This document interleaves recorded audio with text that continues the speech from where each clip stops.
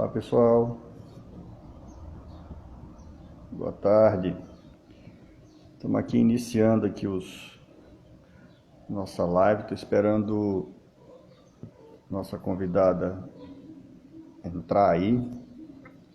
A nossa live de hoje tem como tema natureza e desenvolvimento, uma relação possível. Para isso a gente vai contar com a colaboração aqui, com a participação da Caroline Sampaio, que é a diretora executiva lá do Arajara Park. Tá? Estou só aqui fixando o tema da nossa live para que o pessoal vá entrando e consiga entender do que a gente está falando. Bastante gente já se juntando aí na discussão, vai ser bacana. Tá? Então, só um segundo. Enquanto eu digito aqui, os comentários a gente vai deixar para o final, tá? Então eu tenho certeza que vão aparecer perguntas, e essas perguntas ao final a gente reserva aí 15 minutinhos para que a gente possa tirar alguma dúvida que surgir aí na nossa conversa, tá?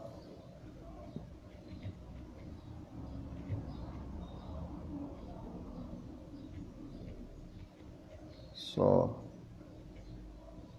devagarinho aqui se organizando.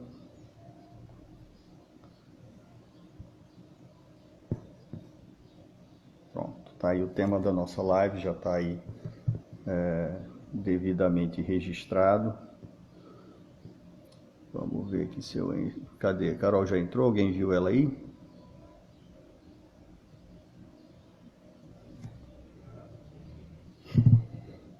Tá. Enquanto ela entra, vamos conversar um pouco aí para a gente entender o que motiva e o que foi isso tudo, tá? Geoparque Araripe, todos já devem conhecer, mas fazer uma breve introdução. É uma área de interesse especial, assim designado pela Unesco, que precisa se alicerçar, aí Carol entrou aqui, se alicerçar em alguns um tripé especificamente, tá? E cadê? Aqui. E esse tripé, especificamente, todo geoparque é geoturismo, geoeducação e geoconservação, tá? Então, como geoparque, os geoparques são estratégias de desenvolvimento territorial, estratégias pensadas pela Unesco para desenvolver os territórios. E essa estratégia de desenvolvimento leva em consideração a sustentabilidade. Então a gente deve promover no território a conservação dessa área especial, mas a promoção dele.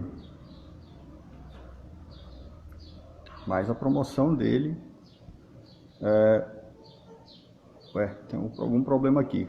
Eu estou tentando adicionar a Carol, disse que não pode participar. Aí vamos tentar de novo. Fazer a transmissão.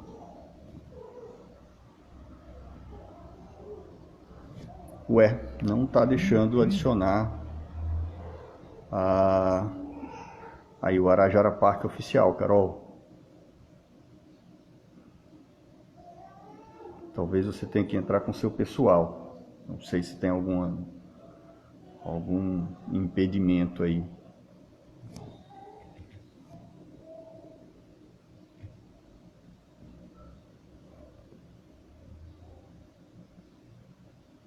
Tá, Roberto, vou tentar fixar o comentário aqui, que eu já botei, mas falhou, passou.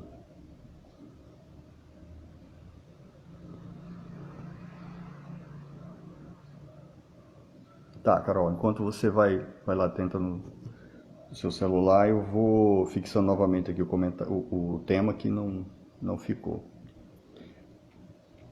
Tá, então a gente precisa desenvolver o território mantendo tudo que ele tem de especial, inclusive o seu meio ambiente. Então, dentro dessas estratégias de desenvolvimento, o turismo o turismo de sensações, vamos dizer aqui, é aquele entendido como o ideal para a promoção do território com baixo impacto, certo? E dessas iniciativas no nosso território é a iniciativa do Arajara Park, o qual a Carol representa. Por isso que a gente vai conversar um pouquinho aqui. Relação possível.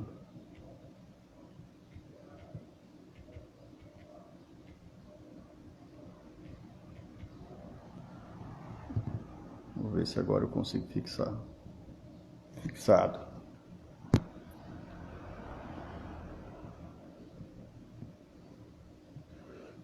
Então, o Arajara Park é um empreendimento aqui na região do Araripe, de porte considerável. Esse empreendimento é também uma RPPN, tá? Uma reserva privada do patrimônio natural, então, como tal, ela precisa...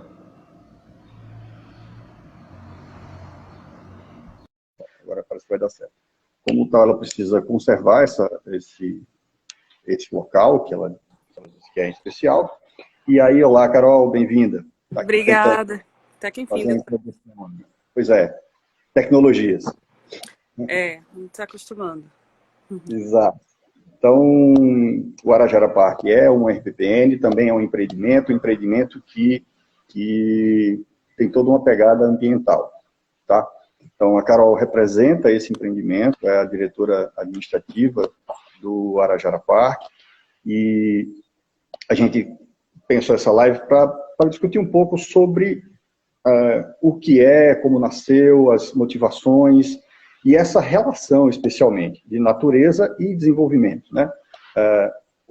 A natureza, a manutenção da qualidade ambiental é um dos pré-requisitos para que ela possa ter o empreendimento dela. Eles tenham sucesso no empreendimento deles. Então, eles têm que lidar com essa coisa que muitas vezes é antagônica. Daí a necessidade de a gente entender um pouco mais sobre como foi o caso deles, para que a gente possa, de alguma forma, incentivar e replicar iniciativas da mesma vertente que também possam reverter-se em sucesso. Então, obrigado aí, pessoal que está chegando, o nosso Patrício Mello, o Nivaldo Soares está por aí, o Rafa, Edu, todo mundo do Geoparque, uma galera que está aqui acompanhando essa nossa conversa. Então, Carol, boa tarde novamente, bem-vinda. Vou passar aqui para você fazer uma explanação desse cenário todo, de como foi a construção, como foi a idealização do empreendimento e tentar trazer aí uma pincelada desses desafios e quais foram as soluções encontradas, tá bom? Sim. Bom, a história do parque, ela já... A maneira como foi surgindo, vamos dizer, o sonho do parque, ele já tem tudo a ver com isso que você falou. E pensando também, que é o que eu falo, a gente pensou também no fator comercial, porque a gente vive dele, né? Mas o conceito do parque... Bom, eu vou contar um pouco da história, que você até tem me falado, né? Para eu poder falar um pouco sobre isso. Como começou o sonho foi... Meus pais tinham uma casa aqui, próximo, onde é mais ou menos próximo do Arajara Park. E naquela época não existia estrada, a gente tinha que vir de carro 4x4, porque não passava. Mas aí ele foi explorando, meu pai foi explorando e encontrou um terreno aqui próximo e fez uma casa. Quando ele fez essa casa, que os amigos começavam a vir, então... começavam e todos ficavam encantados com a beleza. Só que não era a beleza da casa, era a beleza do ambiente, entendeu? A casa eu posso construir em qualquer lugar do mundo, vai ser aquela casa ali, eu posso fazer uma réplica dela. Mas a convivência com toda aquela natureza ao redor, realmente era uma coisa que surpreendia todo mundo. E foi em cima disso que, de tantos elogios que foi se ouvindo com o tempo, se pensou em pensar em fazer algum empreendimento que outras pessoas também tivessem acesso a isso, né? E aí começou a se fazer pesquisa sobre isso, tanto pesquisa de mercado como pesquisa em outros lugares, como outros parques, né? Em viagens, e você vai discutindo e podendo conversar com pessoas que são do setor, porque na época o que se pensou foi, bom, tem que ser na área de turismo, né? Para outras pessoas terem um acesso, assim, ter essa preservação. O que a gente viu foi algum empreendimento que fosse, no caso não eu, meus pais, seriam alguma coisa relacionada ao turismo. E assim se foi feita a pesquisa, e na pesquisa tinha uma aceitação muito grande, mas com um pedido na pesquisa de mercado, era sempre uma tendência a parque aquático, né? Qual era o parque, qual era o entretenimento que as pessoas, em termos de entretenimento, que as pessoas queriam, e se falava, na pesquisa deu parque aquático como uma coisa forte. Então, o que se pensou? Em fazer, no final de todas essas pesquisas, se pensou em fazer algo que unisse 3 coisas, que é um parque aquático, por a questão de entretenimento, um parque ecológico, para que pudesse existir essa experiência que foi de onde se surgiu tudo, né? O sonho começou por essa experiência ser tão boa com a natureza, e ter uma sustentabilidade ao mesmo tempo. Não existe como a gente ter todo esse entretenimento se não tivesse sustentabilidade. Então, por isso que ela é tão importante também para a gente, até em termos de negócio, ele é muito importante. E a questão temática, então seriam 3 temas. A questão temática é que a gente menos trabalhou hoje, que a gente quer realmente ir fundo, que é a questão dos pterossauros e de tudo que for riqueza da região. Como o pterossauro é uma coisa muito forte aqui na região, e pouquíssimo conhecida até pelas pessoas da região, né? A gente quer explorar mais essa questão, então o parque já veio com um conceito de temática, tanto que nossa logo desde o início é um pterossauro. E muitas pessoas não sabem nem o que é nossa logo, por isso, né? Porque essa parte marketing e trabalho junto com o entretenimento ainda não foi feita como gostaríamos. Então, o parque nasceu dessa maneira, né? E aí, bom, para uma maneira que se encontrou para unir tudo isso, foi uma das questões que foi necessário fazer, se viu necessário fazer, é a questão da RPPN, né? Porque aí a gente teria essa responsabilidade com o meio ambiente, de uma área bem grande, de área de reserva do patrimônio, a gente tem 27,81 hectares só de área de reserva de patrimônio, né? A área que é do parque, ela não está dentro do patrimônio, que algumas pessoas às vezes têm essa dúvida. Sim, mas todo o entorno disso não é exatamente, eu não tenho como mostrar aqui o mapa, mas é uma área bem considerável de reserva, e que ela compõe completamente a experiência dentro do parque. Entendeu? Então, ela é importante para a gente também, e a gente sabe que, para que isso aconteça, tem que ter a biodiversidade, tem que estar o mais sustentável possível, com o mais equilíbrio possível, né? Então, por isso que a gente defende tanto, e tudo que a gente faz pensando nesses aspectos. Tá, deixa eu só contextualizar aqui. Então, o Arajara Parque é um complexo de empreendimentos, vamos dizer assim. Eu esqueci de falar da Pousada Soldaria do Araripe também, que também está dentro desse grupo de coisas que acontecem aí. Ele tem uma reserva particular, privado do patrimônio natural, tem a área do parque aquático e tem uma área de hospedagem, né? Que é uma pousada para vivenciar essa natureza também, né? Então, também para contextualizar, porque a gente fala que a maioria dos que estão aqui nos acompanhando são daqui da região, vejo várias pessoas conhecidas, mas a gente está falando para o mundo, na real, a gente está em uma área que é uma matriz semiárida, né? Então, a gente está no meio do que deveria ser o bioma Caatinga, mas a gente tem a Chapada do Araripe aqui presente, que muda todo esse ambiente e favorece que a gente tenha uma precipitação bem acima dos níveis experimentados ao redor e várias nascentes. Então, o Arajara Park é um parque aquático no meio do semiárido. É muito surreal, vamos dizer assim.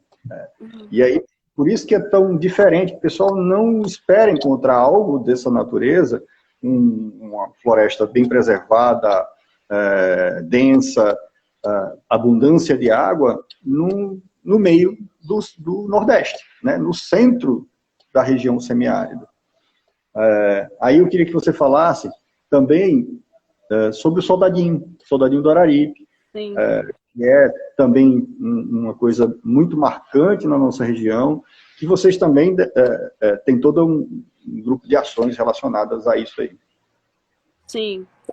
O soldadinho foi descoberto aqui dentro na trilha do parque, porque a gente recebe um pesquisador, gente de todo canto do mundo, sempre estamos recebendo, e esse pessoal, o Galileu, teve aqui, foi quando ele catalogou, descobriu e começou-se toda a pesquisa sobre o soldadinho, e foi na trilha do parque, né?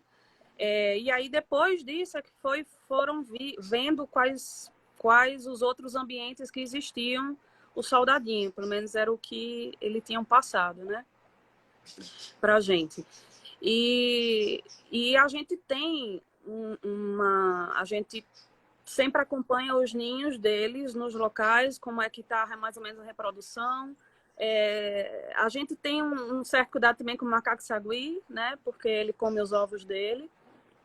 E aí tenta levar os macacos mais para o lado do parque. Como? Não, estou brincando. Estou dizendo que sagui tem que ter cuidado, que ele come tudo. Se brincar, come até a cabeça do dedo da gente. Eles são danados, são bem danados.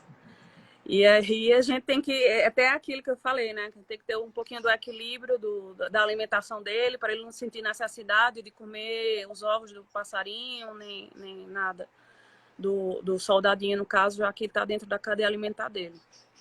E assim como o soldadinho, quando a gente descobriu ele aqui dentro, para a gente foi uma coisa muito importante, assim, porque são poucas espécies que existem.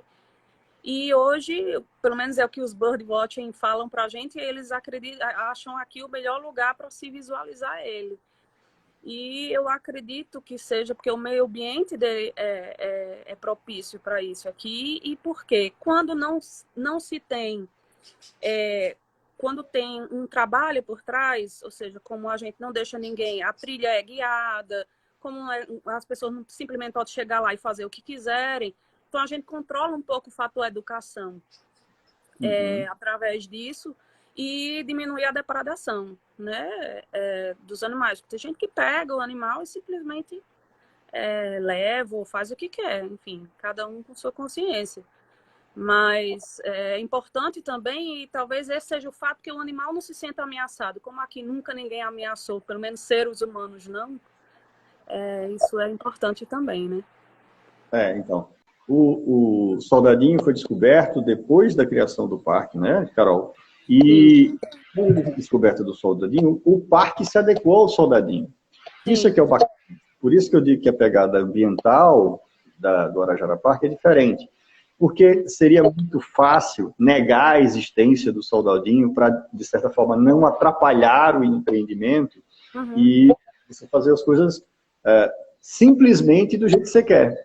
Mas o parque entendeu a importância da espécie e se adequou e usou, de certa forma, usou bem a existência dessa espécie lá, para também que isso revertesse para o empreendimento. Ou seja, o que a Carol está dizendo é que na área de ocorrência principal do soldadinho tem uma trilha guiada, e aí você atrai turismo, que é o que a gente estava falando no começo, geoturismo, de experiências, pessoas que vêm simplesmente para olhar, viajam o mundo para vir aqui, tirar uma foto do soldadinho, e estão felizes em levar uma foto do soldadinho.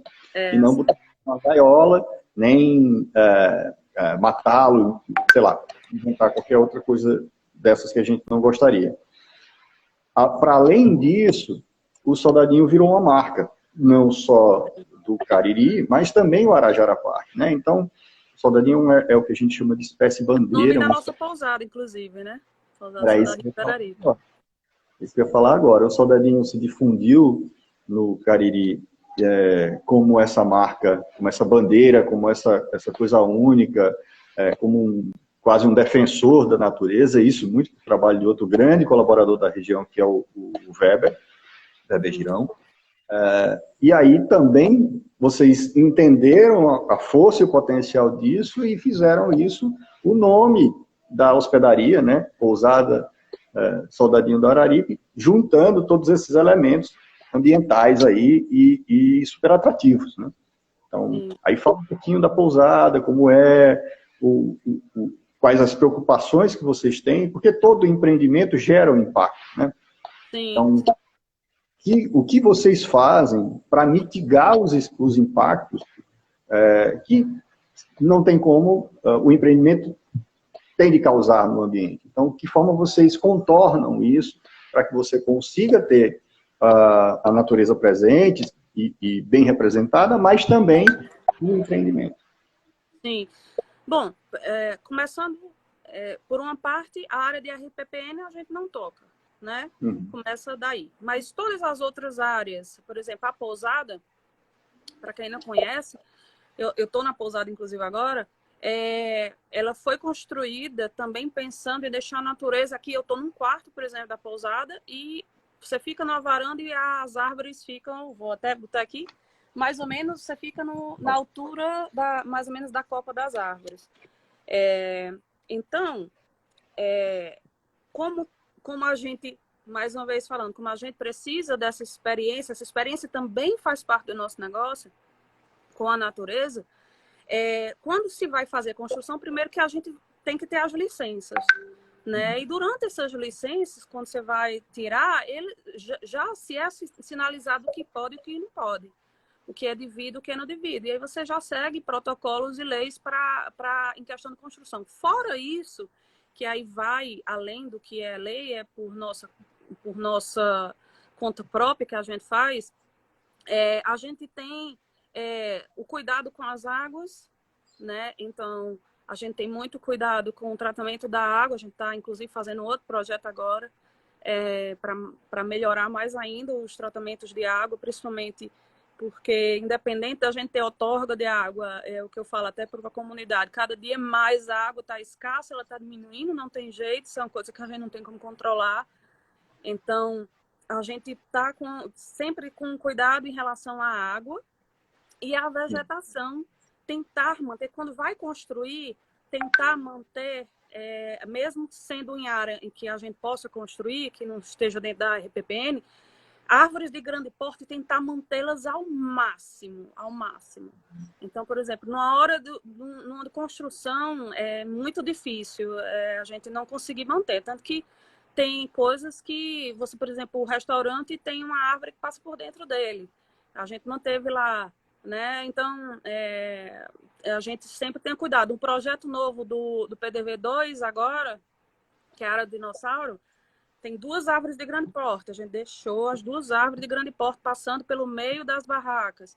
Então, tem como se fazer esse cuidado. E as outras plantas mais rasteiras, a gente, mesmo tendo autorização, como eu falei, né? Porque quando você vai passar por todos os órgãos que é necessário, ele disse pode ou não pode. Mas mesmo podendo, como a gente tem esse cuidado, as vegetações mais rasteiras, a gente sempre replanta muito. A gente tem viveiros enormes de replantio de plantas. Só no no primeiro dia do parque, foram plantadas, no primeiro dia de vida do parque, foram plantadas mais de 20 mil mudas, mas depois perdemos a conta. E, enfim, a gente tem minhocário, que para poder criar as plantas, elas crescerem e a gente poder já botar bonita lá para o cliente, né? Então, tem como... A gente tem esse cuidado que vai além do que a lei pede, né? Que dá para conciliar, vamos dizer assim. Pois é, então, aí fazer um comentário sobre tudo isso que a Carol falou. O meio ambiente tem um valor nele próprio, né? A manutenção do meio ambiente intacto ou perto disso, ela já foi objeto de vários estudos. Então, valorar quanto vale uma floresta em pé, quanto vale a manutenção de um riacho, de um córrego, tudo isso. Tem vários artigos ao longo do mundo que mostram que o valor monetário, que eles calculam dinheiro mesmo, de você manter a natureza mais próximo do que seria o ideal, o natural, é muito melhor do que você simplesmente cortar, fazer outro negócio como pecuária, ou seja, derrubar essa floresta. Porque ela traz, além dessas possibilidades que a gente está falando aqui, né, Carol, e as críticas sobre os impactos. Depois você me lembra dessas perguntas aí, tá, Edu? No finalzinho aí a gente conversa um pouco sobre elas. Tá. Então, a floresta em pé tem um valor muito maior do que essa floresta derrubada. E esse valor está na manutenção, por exemplo, de água potável, está na ciclagem de nutrientes, na ciclagem do ar. Tudo isso já proporciona um valor monetário acima do que seria essa floresta derrubada. Mas ela em pé ainda não impede empreendimento, não impede a exploração. Mas, se você manter ela o máximo em pé e explorar, aproveitando dela em pé, que é a pegada do Arajara Park, você tem uma situação próxima do sustentável. Né? A sustentabilidade é um tema complicado, porque envolve economia, o fator social e a natureza, então você tem que navegar por essas três coisas que às vezes são difíceis de conciliar, mas é possível. Mas é possível a gente encontrar um meio termo. E Carol tocou num ponto aí que é muito sentido na região inteira, porque a gente falou no começo, a gente está numa matriz semiárida, então, por mais que seja abundante água aqui, essa água tem que ter uns cuidados especiais. E o empreendimento usa muita água, né? Então, ele, além disso, tem que ter esse cuidado adicional. Porque a Carol já falou aí, a gente sabe que essa água está diminuindo de ano para ano. Então, como fazer? E aí, ainda em água, e entrando em outro ponto, e aí, novamente, do jeito que aconteceu com o soldadinho, né? Apareceu a espécie, é uma espécie rara, endêmica, como é que a gente consegue incorporar isso no nosso empreendimento? Aconteceu de novo agora, apareceu uma outra espécie rara, endêmica, talvez ainda mais difícil de incorporação dentro do empreendimento, porque é um caranguejo que depende da água especialmente, vive dentro da água, e foi descoberto por nós aí, o grupo que eu lidero, nas águas dos córregos que passam por dentro do Arajara Park também. E aí, quando a gente levou isso para a Carol e para o pessoal do Arajara Park, eles, de novo, não fizeram como se imagina, que não, isso aqui não existe e tal. Ao contrário, putz, que bacana, vamos conhecer, vamos saber o que a gente pode fazer para ajudar. E aí ocorreu toda uma remodelação da forma de trabalhar do parque para que possa não diminuir os impactos para o caranguejo também. Fala um pouquinho dessa história, Carol, por favor. Sim. O que você falou, né? Foi quando vocês descobriram aqui no Riachozinho, que é depois do parque. E, bom, assim como o soldadinho, para a gente, o que a gente puder preservar de espécies, principalmente de espécies que já convivem com o meio ambiente parecido com o nosso, para a gente é um prazer e uma honra, né? Porque está tudo dentro do contexto de tudo que a gente acabou de falar. Né? E fora que tem um outro aspecto que eu acho que é importante também, que como empresa a gente pode ajudar, que é a questão de quando as pessoas sabem que isso aqui tem aqui, que você começa a fazer o marco, as pessoas começam a ouvir o nome do animal, começa a tomar atenção e ter um cuidado diferente, como foi com o soldadinho, né? Das pessoas não querem depredar ele. Né? A gente até falei que a ideia não era divulgar nada sobre ele agora, porque ele é tão poucas unidades que eu fiquei com medo até de divulgar, sabe? Mas à medida que ele estiver se reproduzindo mais, a gente começar a divulgar e fazer dele um ícone também, né? Porque isso tudo a gente mostrar que a gente consegue ser sustentável, que a gente consegue preservar esses animais e vai preservando a biodiversidade, que é o que eu falei, que é importante para a gente. Carol está sendo bem esqueci a palavra. Oh, meu Deus. Mas eles fizeram mais do que isso. Quando a gente apresentou o caranguejo para eles, a gente conversou um pouco sobre o que era, como. A gente não encontrou o caranguejo dentro do Arajara Park, né? Fora do Arajara Park. Mas é o mesmo rio. Então a gente pensou, putz, esse caranguejo deve estar lá dentro. Ou se não está hoje, um dia deveria ter estado. Sim, sabe. Então a gente conversou e, na verdade, a Carol, junto com o seu grupo de colaboradores, modificou o manejo do parque para dar condições desse caranguejo se estabelecer com maior facilidade dentro do parque. Mas apoiou ações para que essa espécie fosse reintroduzida dentro do parque e ali encontrasse um local com condições favoráveis para a sua preservação, assim como foi para o soldadinho. Porque dentro de uma reserva ele tem uma proteção maior, basicamente, né? Então, mais uma vez, mostra-se aí a preocupação de todo o pessoal do Arajara Park em contribuir para a preservação do meio ambiente, sem deixar de ter o negócio como sua fonte de renda, obviamente, né? A palavra era modesta mesmo. Na verdade, obrigado. De nada, Maria. É uma felicidade. E a gente ainda vai divulgar ele depois que chegar o momento para fazer o ícone, já está sendo desenhado, inclusive. Caranguejo, para a gente tornar ele um mascote. Pois é, o caranguejo a gente tem muita coisa ainda pensada para ele, está bem no começo ainda das atividades, e o Arajara Park sempre se postou como um grande parceiro nisso tudo.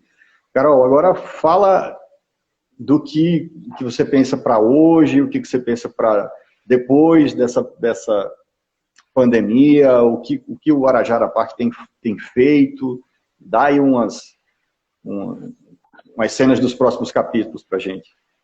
Bom, em termos de Covid, né, de pandemia, o que a gente fez, a gente colocou todos os funcionários na medida provisória para que eles pudessem receber, não ficar sem receber nada. Então, a medida provisória 936 ajudou muito nesse aspecto, porque o maior custo realmente é a pessoa do parque, porque a gente é serviço, e o que tem maior impacto em custo realmente são pessoas. Então, a 936, ela veio, ajudou, e a gente conseguiu, pelo menos a parte humana, conseguiu fazer com que eles ficassem bem, né, até tudo isso passar. E a gente tem alguns funcionários que continuam de manutenção, né? Então, que não entraram na medida ou que entraram parcialmente para poder a gente ter um mínimo de manutenção, né? Porque, por exemplo, teve chuva, teve desabamento, teve uma chuva, a árvore caiu no meio da levada, aí tem que tirar a árvore, porque senão ela sai levando tudo. E as outras questões de manutenção também em geral, né? Seja estrutural, seja do meio ambiente. Então, a gente está com a equipe bem reduzida, muitos trabalhando dentro de casa, para poder atender as necessidades. E, bom, em relação ao pós-pandemia, o medo da gente é o pós-pandemia mesmo. Porque o problema é o impacto econômico, né? Que vai ter na sociedade como um todo, e é isso que a gente, infelizmente, não tem muito parâmetro para saber como é que vai ser. A gente tem uma noção, mas a gente só vai saber realmente o impacto econômico quando isso passar. E aí a gente vai ter que se adequar a ele, com certeza. Então, tem que rever toda a forma do nosso relacionamento social aí, então realmente vai ser desafiador para frente, mas o desafio sempre existiu e a gente está aí para superar esses desafios. E juntos, né, o Geoparque Araripe é um parceiro, é um apoiador, não só do Arajara Parque, mas de todos da região que tenham no seu meio de fazer esses pressupostos da Unesco para como deve ser, né? Então, com a preservação ambiental, com não exploração, sem trabalho escravo, igualdade de gênero, tal, tudo de acordo com as ODS. Então, ODS da Unesco, Objetivos de Desenvolvimento Sustentável da Unesco. Então, para ser parceiro do Geoparque Araripe, tem que cumprir esses pré-requisitos. Cumprindo, a gente está junto para tudo, né? Então, tentando, da melhor forma possível, encontrar soluções para que o desenvolvimento ocorra da melhor forma possível. Sim. Pessoal, então, Carol, quer falar mais alguma coisa? Não, tranquilo. E agora que é um momento bom para que a gente possa responder algumas perguntas, talvez. A gente já está do fim, senão passa o tempo, com 1 hora o Instagram derruba a gente. Então, querendo ou não, o negócio acaba. A gente tem que tomar um cuidadozinho com o tempo. Edu, você tinha feito uma questão, estou procurando aqui, se você puder repetir aí, escrever de novo, facilita.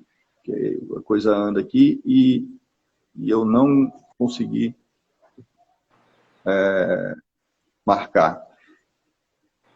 Alguém que queira fazer alguma pergunta, fica à vontade. Nesse momento, vamos explorar aí nossa convidada.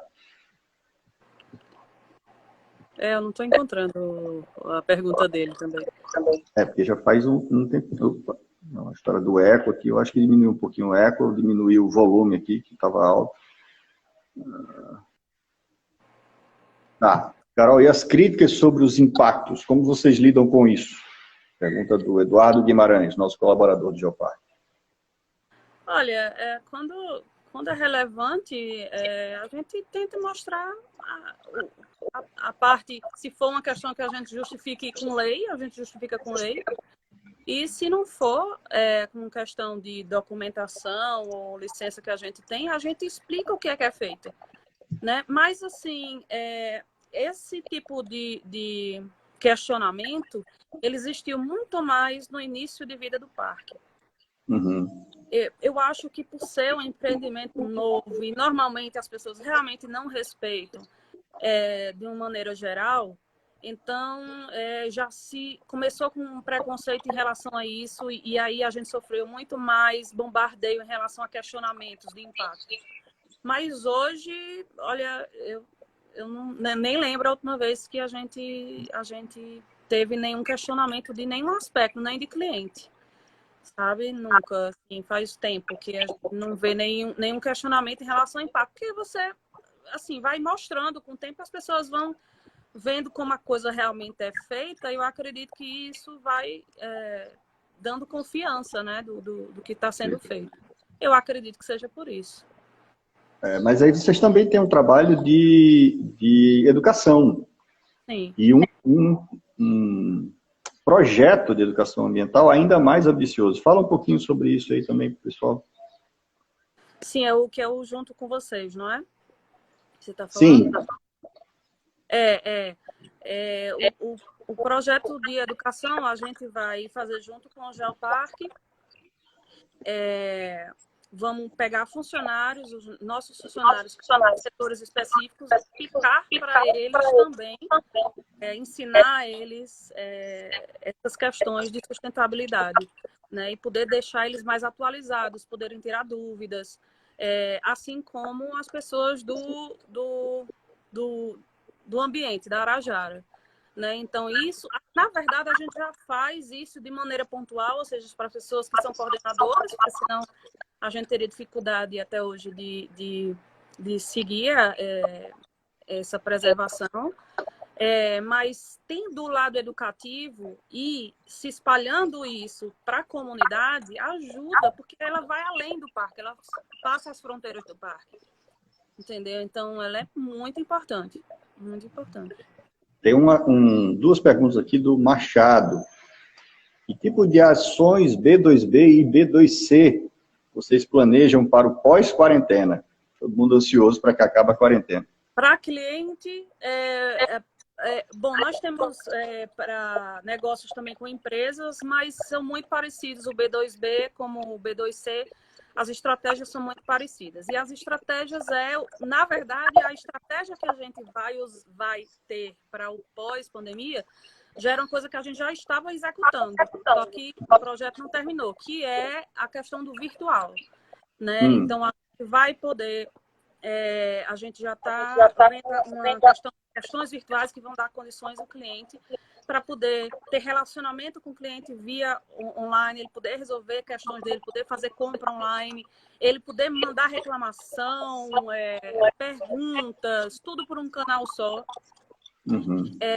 E poder, inclusive, resolver algumas questões administrativas deles dentro da própria plataforma. Então, isso é uma coisa que vai ajudar tanto o B2B como o B2C. Né? Isso é uma coisa que a gente já via como necessidade, independente da pandemia, mas que agora a gente tem mais certeza ainda que a gente está vendo no caminho certo. Né? Porque realmente o caminho ter que ter sistemas no meio ou tecnologia que facilitem a vida das pessoas. Fora isso, a gente tem um projeto também, nós temos alguns projetos em andamento. A gente está com um projeto de reuso, mas que não tem nada a ver com o cliente, né? Não diretamente. E temos um projeto de cozinha também, que a gente, em cima de pesquisas que foram feitas em cima dos clientes, ou seja, clientes que vieram ao parque, quais eram as necessidades que eles viam em termos de parque, o que é que estava faltando, né? Então, a gente vai estar com um projeto, já está terminando, já está em fase de orçamento, inclusive, que é para reestruturar as cozinhas. Quando se diz reestruturar as cozinhas, se diz reestruturar tudo, inclusive atendimento. Então, atendimento, tudo que é de serviço, vai ser revisto, refeito, para poder o cliente ter, a gente melhorando cada vez mais, já em cima do que o cliente já pediu e já sinalizou a gente que estava para se melhorar, que poderia melhorar, e aí a gente vai fazer. Então, vai ser refeito cardápio, vai ser refeito serviço, enfim, a equipe como um todo, a estrutura da cozinha, ter velocidade no atendimento, tudo isso tá nesse projeto. Mas que eu não tenho como garantir, porque a gente tem que ver como é que vai se comportar essa volta. Né? Então, a gente não vai poder executar ela assim que voltar. Né? A gente tem que sentir um pouquinho o mercado e ver como é que isso vai acontecendo para a gente saber qual o momento certo de começar isso. Certo. Tem mais uma pergunta de Machado aqui. Como simplificar e desmistificar a vinda de turistas do Sudeste Sul? É complicada.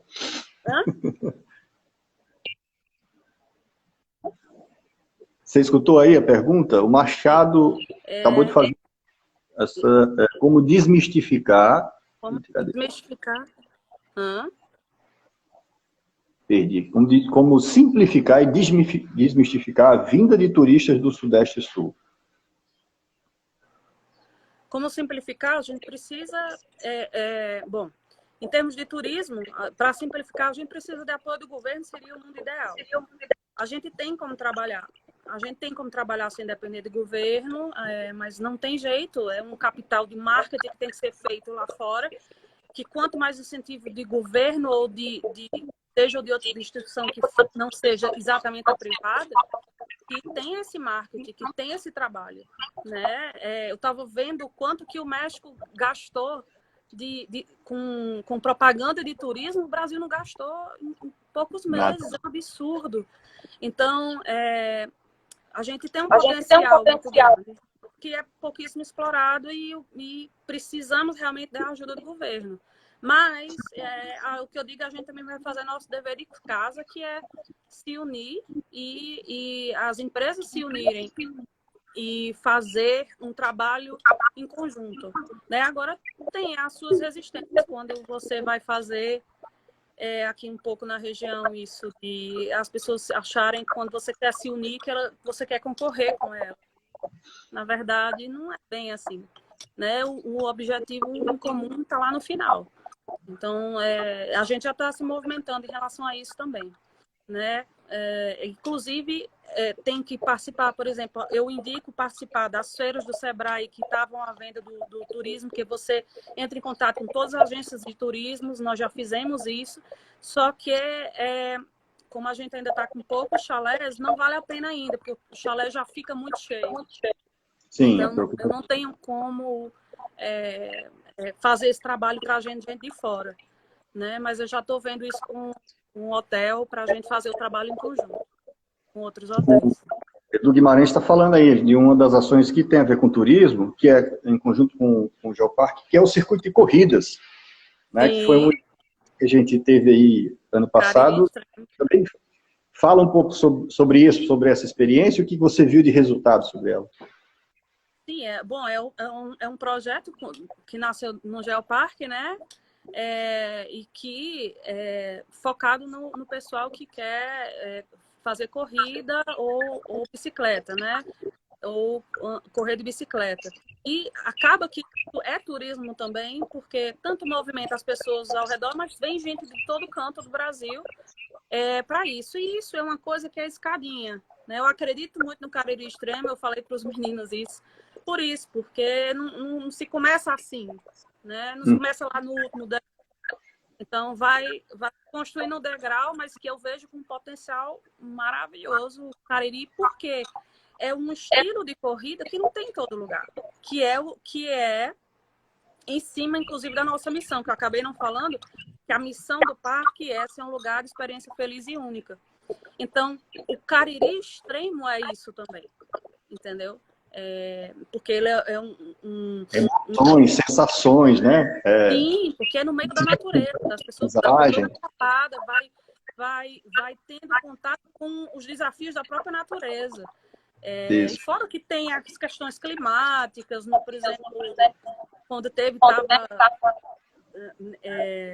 bastante névoa no dia, estava super bonito.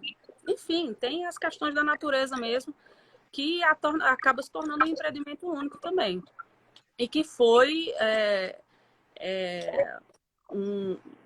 pelo menos de muitos dos questionamentos que chegaram, todo mundo gostou e pedem por mais. Então, eu acredito que seja um projeto com potencial incrível mesmo.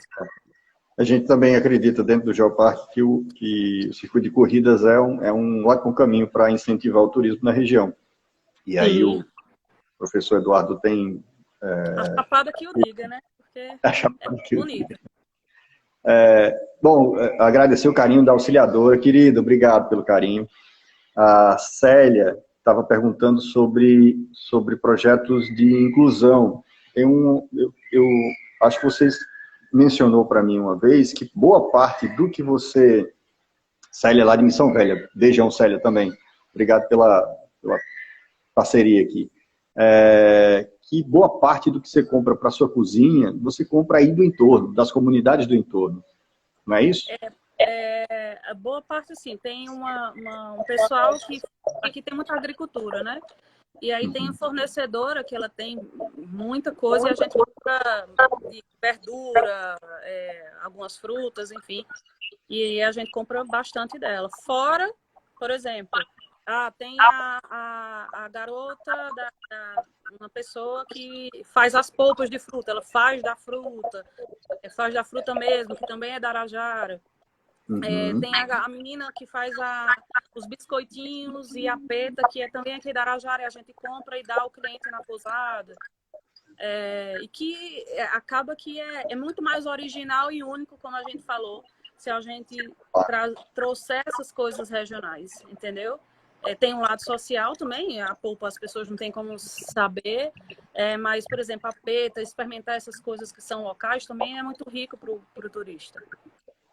Sim, e tem tudo a ver com o que se fala do projeto Geoparque, porque isso dentro do projeto Geoparque é conhecido como geoproduto, ou seja, aquele produto que é tipo daquela região que você só tem a experiência porque você foi naquela região. Sim. Então você não encontra esse em outro local, vai encontrar aí, e mesmo que você encontre em outro local, o sabor é diferente, porque o sabor está vinculado a uma memória, está vinculado a uma boa lembrança que você deve ter experimentado. Né? Então, gente, eu acho que o Patrício tinha feito uma outra pergunta, mas a gente está chegando ao final já, tá? Com o governo do Ceará, como é a relação de investimentos? Aí, nosso ex-reitor aí contribuindo também. Beijo, Patrícia. Como é a relação de... E com o governo do estado do Ceará, como é a relação de investimentos? Eu acho que ele está falando do ponto de vista de apoio para o turismo, alguma coisa nesse sentido. Olha, a gente teve a rota agora, né, que foi lançada depois de muito se pedir, que elas finaliza um ponto positivo, mas que não, se não tiver trabalho pós isso, ela morre, fica por isso mesmo. Então tem que existir a execução pós a rota ser lançada. Né? Agora, tem a Embratur, ela foi desfeita e virou uma agência de turismo. Então, toda a verba, isso é coisa recente agora nessa pandemia, apesar de ser um projeto de 2019, vai ter muito mais verba por eles terem transformado a Embratur em uma agência de promoção, vai ter muito mais verba para o turismo. Então, a gente espera que, juntando essa questão de a rota ter sido lançada com o potencial que a gente tem e mais essas verbas existindo, até mesmo federal, que a gente tem tudo, né? Porque se tem o dinheiro, né? Eu tenho a rota lançada, eu só preciso que o governo realmente queira que a gente esteja nesse marketing aí que a gente precisa para fora, não a gente, mas a região como um todo. A rota é um marco, né? Ela ter aparecido essa rota finalmente da estrutura do governo do estado, mas aí ela deu um certo azar que pegou exatamente o período da pandemia. Então, vai ter um trabalho em dobro aí para que essa coisa consiga realmente surtir o efeito que a gente espera, né? Mas a verba já foi sinalizada que vai ter, né? Então, Bom, vamos ver. Gente, eu acho que vamos partir para o final. Carol, se quiser fazer isso um resumo, as considerações sobre algum ponto que você acha que precisa ainda esclarecer ou sei lá, fica à vontade. Esclarecer, acho que a gente falou de temas muito importantes e eu acho que tem sempre que agradecer o apoio de vocês como Geoparque e explicar que isso é importante para a gente, porque vocês têm a teoria também de tudo isso, que às vezes a gente precisa muito desse apoio para saber, entender o caminho que a gente deve ir, o que deve ser feito e o que a gente pode fazer de melhor. Então, para a gente é muito importante ter esse apoio. Muito bom, muito bom. Gente, então, muito obrigado aí o pessoal que veio aqui participar dessa conversa.